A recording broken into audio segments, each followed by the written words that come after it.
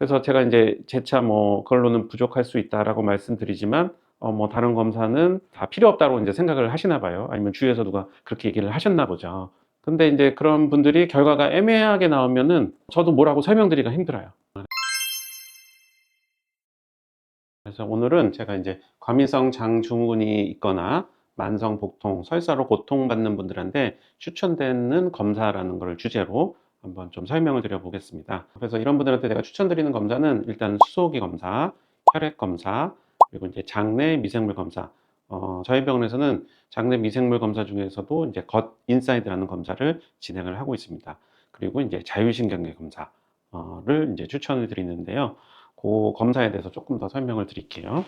우리 장내에서 생기는 이제 가스들은 이제 수소, 이산화탄소, 메탄, 산소, 질소, 암모니아 이렇게만 있습니다. 근데 그 중에서도 장내 미생물에 의해서 퍼멘테이션 과정, 발효 과정에 의해서 생기는 그 가스는 수소랑 메탄 딱 두 가지입니다. 그러니까 수소랑 메탄을 측정하면은 장내 미생물이 얼마나 있는지도 우리가 유추할 수 있는 거죠. 그 중에서 대부분의 이제 박테리아 같은 경우가 과증식되면은 하이드로겐, 그러니까 수소 가스가 많이 생기게 되고요. 또 일부 이제 아카이라고 하는 그런 이제 미생물도 있는데요. 요 같은 경우는 이제 메탄 가스를 만들어내게 됩니다. 이제 가장 좋은 거는 요 수소, 메탄을 같이 측정하는 게 좋은데요. 요 이제 기계가 아쉽게도 이제 일부 대학병원에서만 이제 검사가 이루어지는 걸로 알고 있고요. 일단 저희 병원 및 그 1차 의료기관에서 보통 하는 기계는 요 수소밖에 측정이 되지 않습니다. 근데 요 메탄 형성 같은 경우는 다행히 이게 완전 메인 포션을 차지하진 않고 또 다른 간접적인 방법으로 알 수 있기 때문에 제가 생각하기에는 요거를 측정 못한다고 해서 뭐 굉장히 지장이 있다 뭐 그런 것 같지는 않습니다.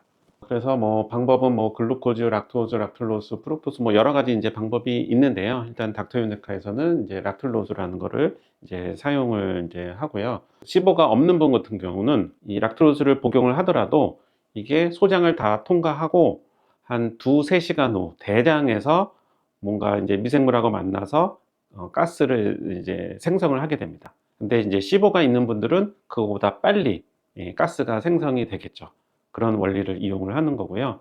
그래서 닥터유네카에서는 한 1시간 반 정도 30분 간격으로 이제 수소기 검사를 하면서 그 농도를 측정을 하고 있습니다.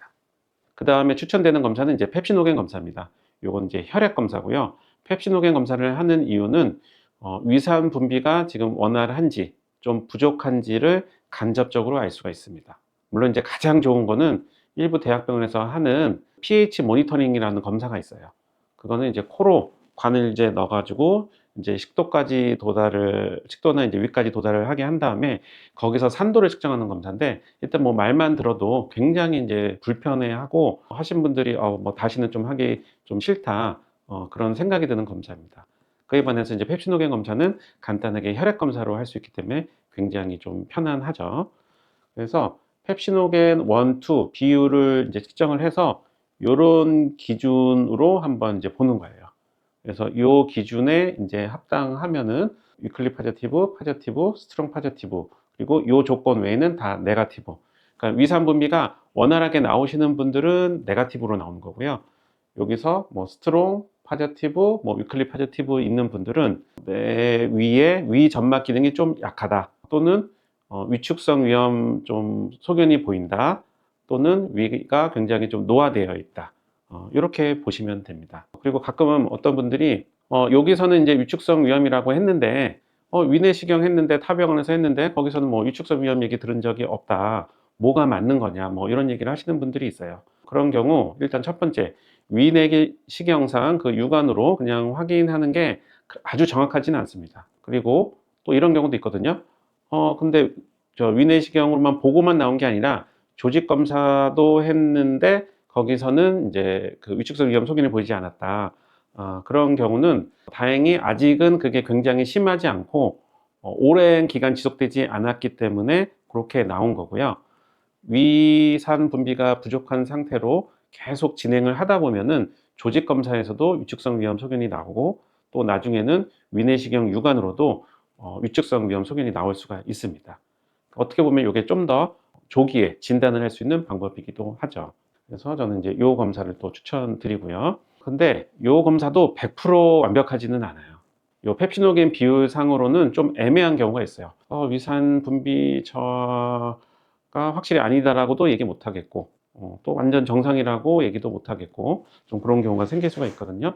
그런 경우를 대비해서 다른 이제 혈액 검사들이 필요합니다. 비유엔, 글로불린, 토탈 프로틴, 알부민, 뭐 포스포러스, 인, 마그네슘, 칼슘, 뭐 ALP, 유릭 애시드. 이거 우리 보통 많이 하는 검사들이에요. 근데 이런 것들이 위산 저하라든지 장 누수 또는 이제 디스바이오시스에 대한 그런 이제 간접적인 마커가 돼요.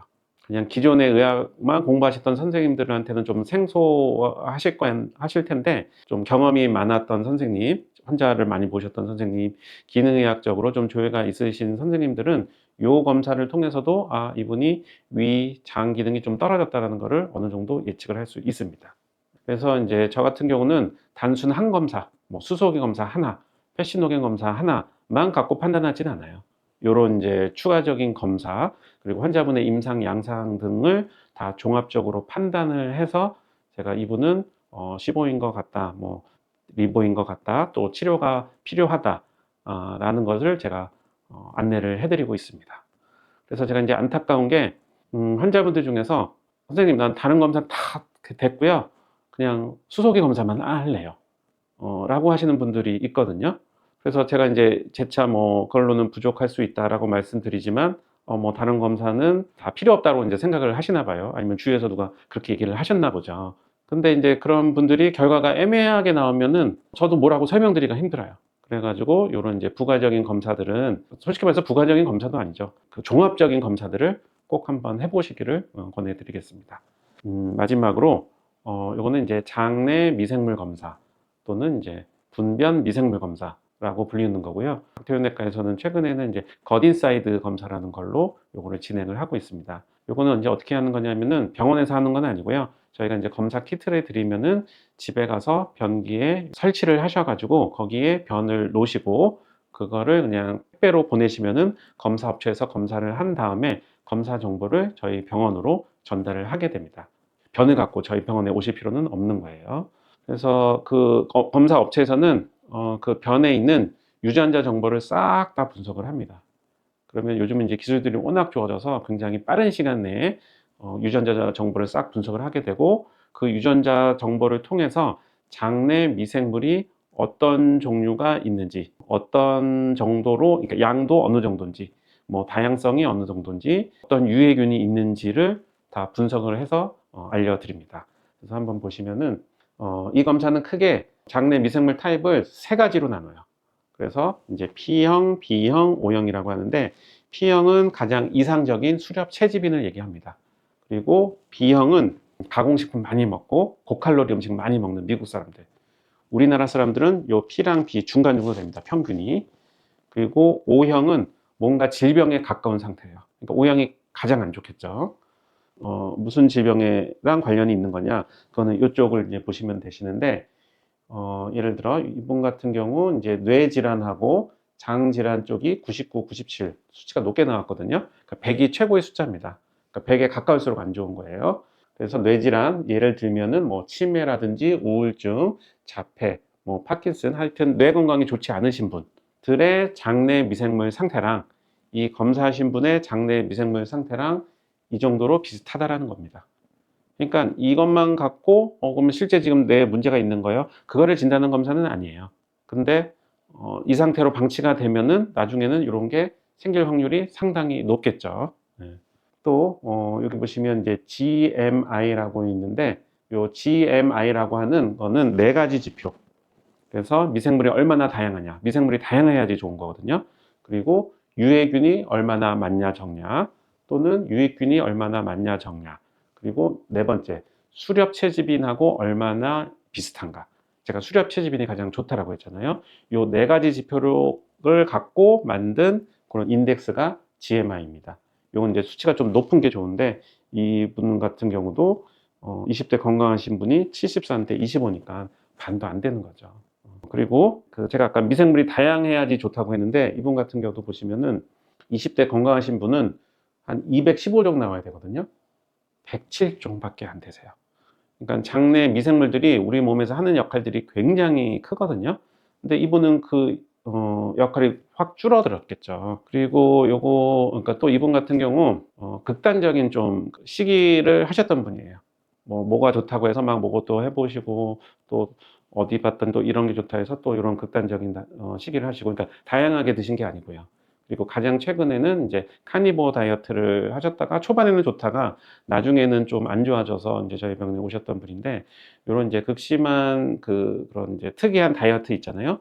그런 거 하시는 분들 중에 좀 요즘 몸이 좀 안 좋다, 그런 분들은 저는 요 검사를 해보기를 좀 적극 추천드립니다.